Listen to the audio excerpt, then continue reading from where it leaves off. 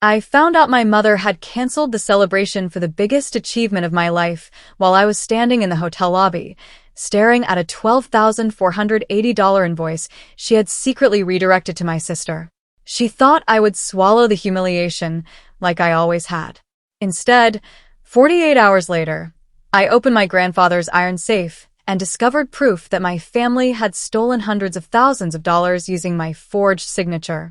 By the time my mother realized what I had done with that evidence, my sister's luxury company was frozen, their accounts were locked, and the house they bragged about owning was already headed toward an auction. Before we begin, dear friends, please help me. Your subscription is very valuable to me. Please subscribe to the channel for more stories like this. 3 days earlier, I had believed my family was finally proud of me. My name is Olivia Bennett. I was 37, unmarried, financially independent, and exhausted in the satisfying way you become exhausted when 10 years of work finally turns into something real. My company, Betrayal, had started as a 6-person fitness boot camp in a rented warehouse outside Denver. The first winter, the heater broke twice. I taught classes wearing fingerless gloves. I answered customer emails at midnight. I cleaned rubber flooring at 2 in the morning because hiring a janitor would have meant missing payroll. 10 years later, Betrayal employed 84 people. We had corporate wellness contracts across 4 states, a proprietary training platform, and annual revenue just above $8.6 million. That month, we signed the largest contract in company history. I booked the ballroom at the Halston Grand to celebrate. Nothing ridiculous. 70 guests. My employees. Our earliest clients. A few investors. And my family. I paid the deposit myself. $9,200. I chose ivory tablecloths, simple arrangements of white roses, and a menu that included rosemary chicken, wild mushroom risotto, and the lemon tart my grandfather used to order whenever we celebrated something important. For once, I wanted one evening that said, "Olivia, you did it." At 11:17 that morning, my phone rang. Mom. I answered while reviewing seating cards. Her voice was sharp. "Your useless event is cancelled." I actually thought she was joking. What? Sophia has an emergency. My younger sister always had emergencies, usually expensive ones. Mom continued. Her brand launch went over budget. She has nightclub invoices, photographer fees, and an urgent payment due today. Family comes first, Olivia. I stared at the handwritten place card bearing her name. Mom, my dinner is tonight. Not anymore. Then she said something that made my fingers go cold. I already called the hotel. For several seconds, I couldn't speak. She sounded pleased, almost proud. You did what? I moved everyone to Sophia's housewarming. People would rather celebrate something exciting anyway. That was when I understood this wasn't carelessness. It was deliberate. And something inside me became perfectly still. I set seating card down and asked, "Did you use my authorization?" Mom went silent for half a second. Then she laughed. "Don't be dramatic. You're my daughter. I handled it." That answer told me everything. I called the hotel manager immediately. He sounded uncomfortable. Someone had emailed him from an address containing my full name and attached a signed authorization requesting that $12,480 in prepaid event funds be transferred toward another private booking. Sophia's booking. I asked him to forward everything. The signature looked almost perfect. Almost. But I hadn't signed it. At 2:06 p.m., while my mother and sister were apparently preparing champagne for their victory party, I drove west toward my grandfather's mountain cabin. Grandpa Richard had died 11 months earlier. He had been a biomedical engineer, obsessive inventor, and the only person in my family who never treated Sophia like royalty. His cabin smelled exactly as I remembered. Cedar. Dust. Old coffee. And the faint metallic scent of his basement laboratory. I still had the keys because Grandpa had personally given them to me 6 weeks before his death. "Some doors should only open when you're ready," he'd said. At the time, I thought he was being sentimental. Now I understood. Behind a steel storage cabinet in his laboratory, I found a recessed iron safe. My key opened it.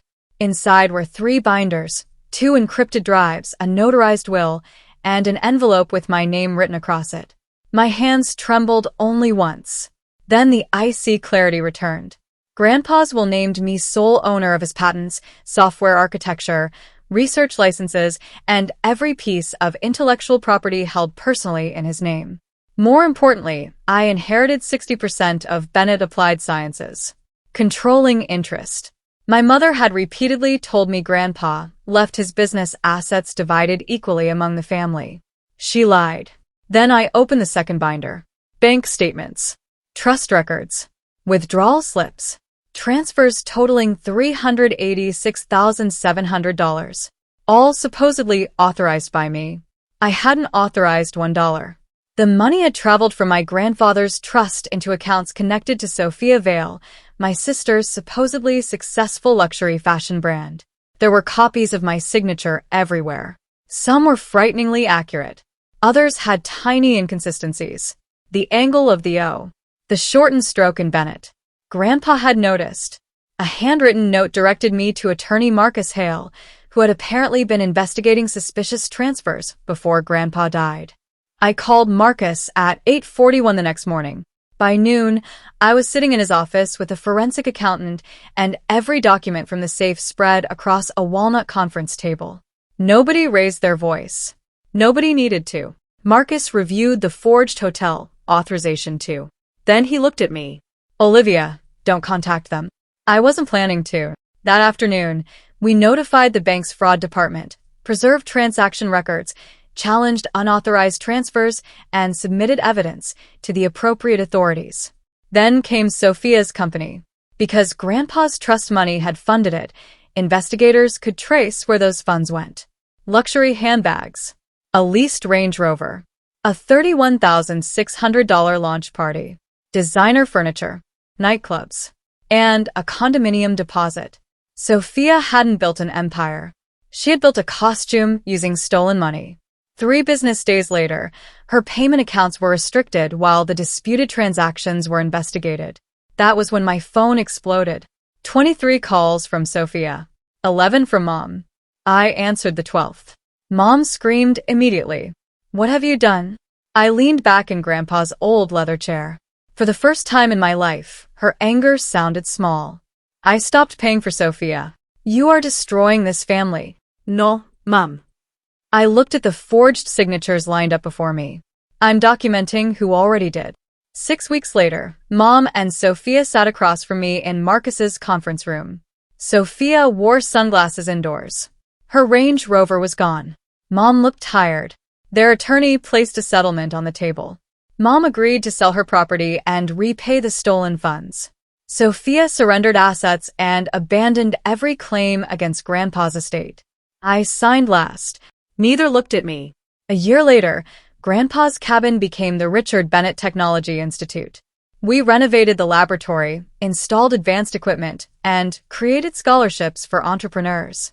On opening day, I stood beside the iron safe. I kept it, not because I needed a reminder of betrayal, because it reminded me that silence can look like weakness to people who underestimate you. Sometimes silence means you're collecting evidence. Sometimes walking away means you're choosing the battlefield. And sometimes the person everyone expects to forgive finally decides consequences are more useful. My family had tried to erase my achievement. Instead, they handed me the evidence that ended their control completely forever. If you found this story compelling, don't forget to like, share, and subscribe to the channel for more stories like this. Let me know in the comments what you would have done.